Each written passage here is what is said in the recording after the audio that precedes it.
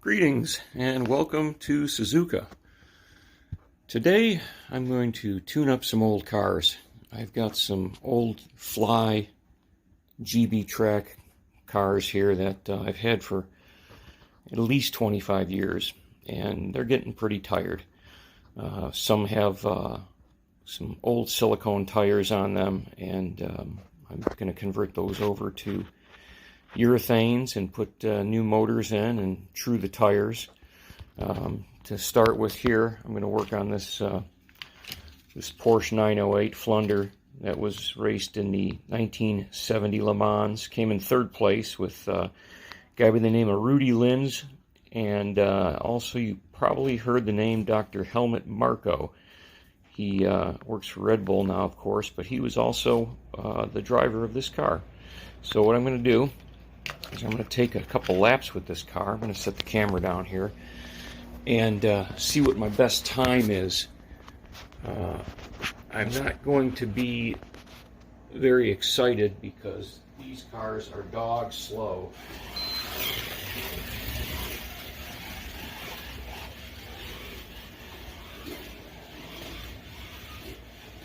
And even those silicone tires, after they're cleaned, they just don't seem to have the grip anymore.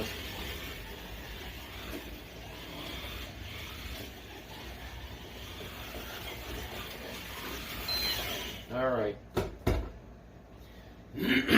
We did 2 laps with my little Carrera timer here. We did 2 laps, and they were 11.9 seconds per lap. So I'm going to tear into this car and show you guys a little bit some real easy tricks on how to make these how to bring them back to life and make them run better. So hang on.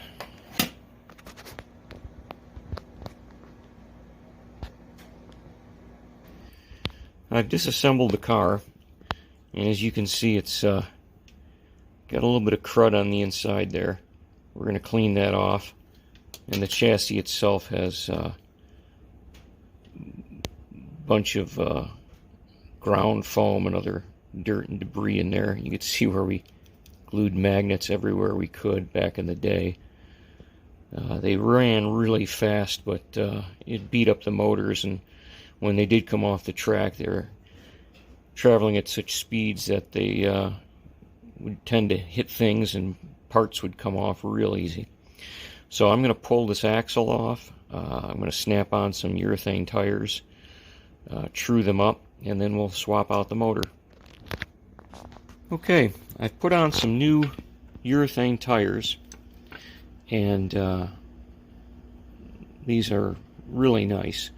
But even though they're brand new and I just put them on, I'll show you that they're not perfectly round, and that's going to cause the car to chatter and to dance around a lot and kill the performance. This particular machine, this was from Carrera USA, and the reason I chose this one, there's a lot of machines out there, and I'm not going to tell you which one to buy and tell you which one is fabulous and which one is garbage. I don't know, I'm not an expert, but I'll tell you why I like this one. The majority of the cars that I run here have plastic wheels that press on the axles. So this machine is really set up to just remove the rear axle and throw the whole assembly on the truer and clean it up that way.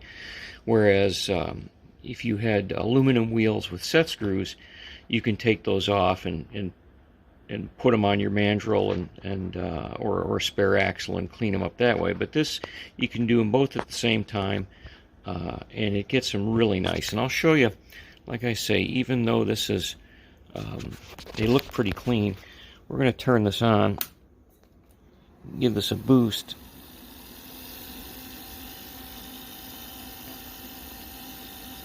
Just turning the screw lowers the wheels onto my sanding plate.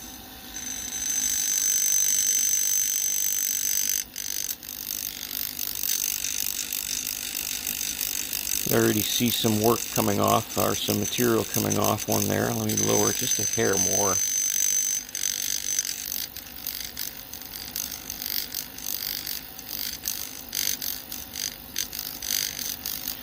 Let me show you what I mean about not being true and being brand new. Take a look at the wheel, how it's nice and shiny here. That's the urethane that hasn't been touched. And as I rotate it, you'll see, look at that. That's a high spot that we're removing. And if we look on this wheel, we haven't even touched it yet because this one's a little bit taller. So we're going to continue truing, and I'll show you a video of what that looks like, or pardon me, I'll show you a shot of that, what it looks like when it's done. Now I've done a little more truing, and you can tell we've taken a lot of the high spots off,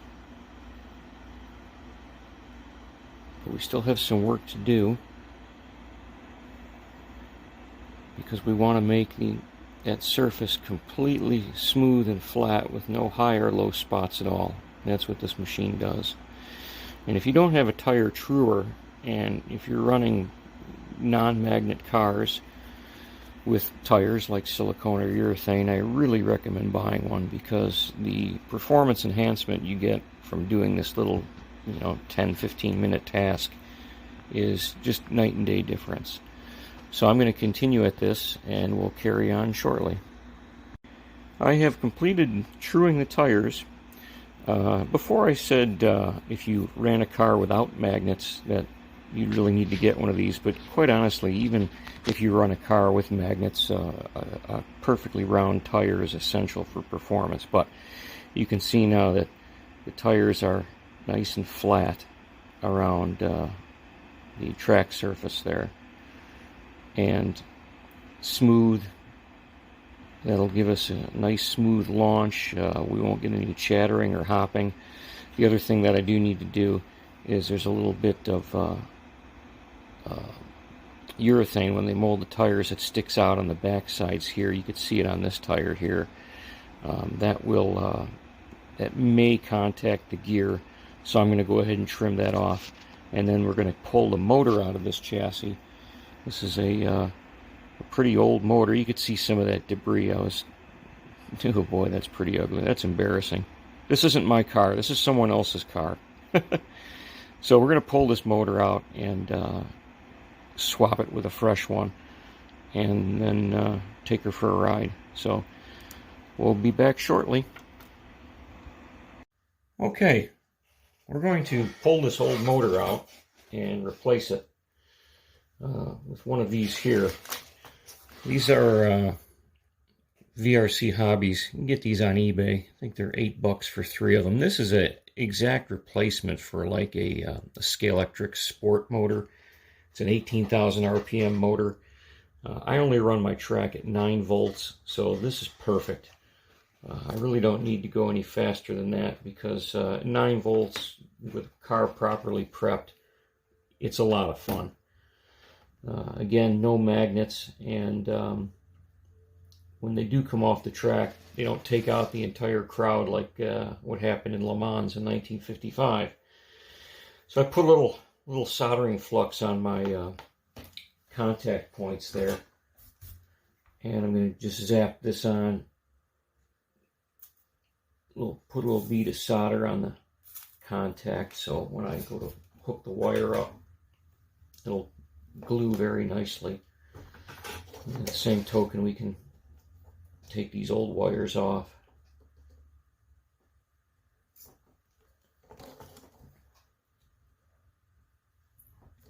Okay. All right, let's pop this old motor out. We're going to reuse the gear, so we need to pull the gear off.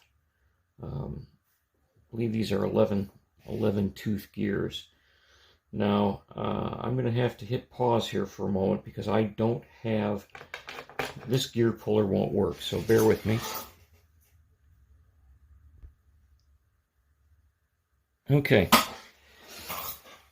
I got the old gear off, and Fly used brass gears back in the day. I don't know if they still do, but they're really nice. This one just happens to have a little bit of crud in it, so I'm cleaning out between all the teeth. And that's going to mount right there on this shaft, and it's a little loose. So what we're going to do is we're going to solder it on.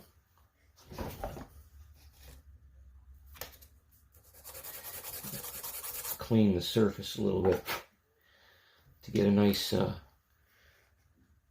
nice adhesion, and put a little bit of flux on here.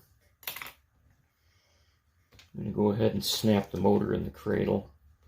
It'll make this job a lot easier. And we'll put the gear where it needs to go.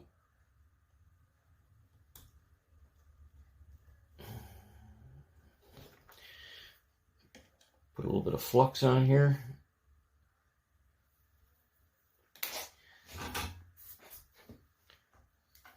Bring our solder in.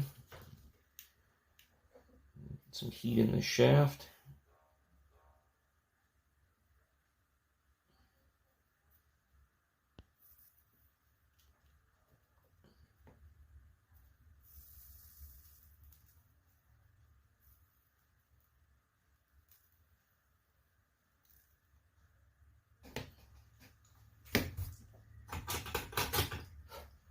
That should do it. Yeah, that's not going to go anywhere.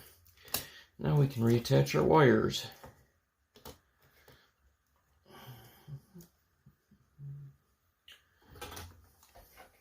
Get my hands out of the way here.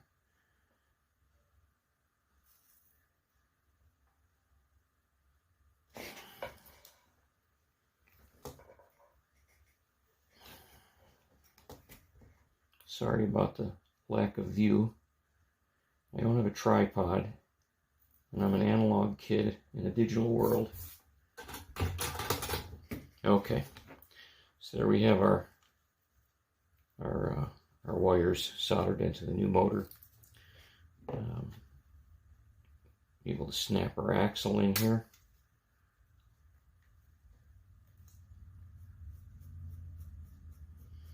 And that spins really nicely. So the next step is just to take a wire brush to these braids. They're not pretty clean. They've seen some better days. A couple of drops of oil on the bearings and on the bearing of the motor. Make sure the front wheels are clean and true. Make sure they roll nicely, reassemble it, and then we're going to go for a test drive. Okay, here is our finished product. A little spit shine. Some brand new Trude urethane tires. Let's see what she can do.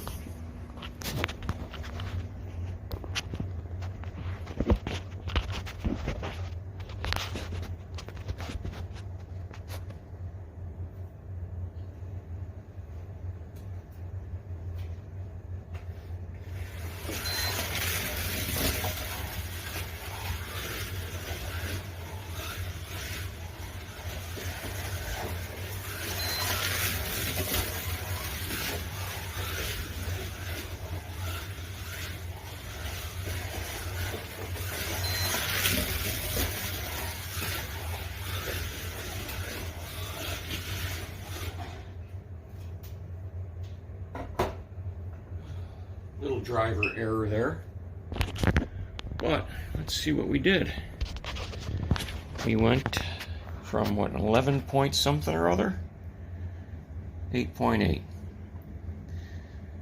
and that motor's not even broken in yet. That was just the first couple laps, so we can expect that to drop even lower the more time I play with it. So I've got my work cut out for me. I've got a few more to go. I did make a mistake earlier. I said something about truing the front wheels, which I did not true the front wheels on the car I just did, because they're already very round, and the way they mount on the body, you really can't pull them off and mount them on an axle and spin them. If they were real ugly, though, I would replace them. But yeah, that worked out pretty well.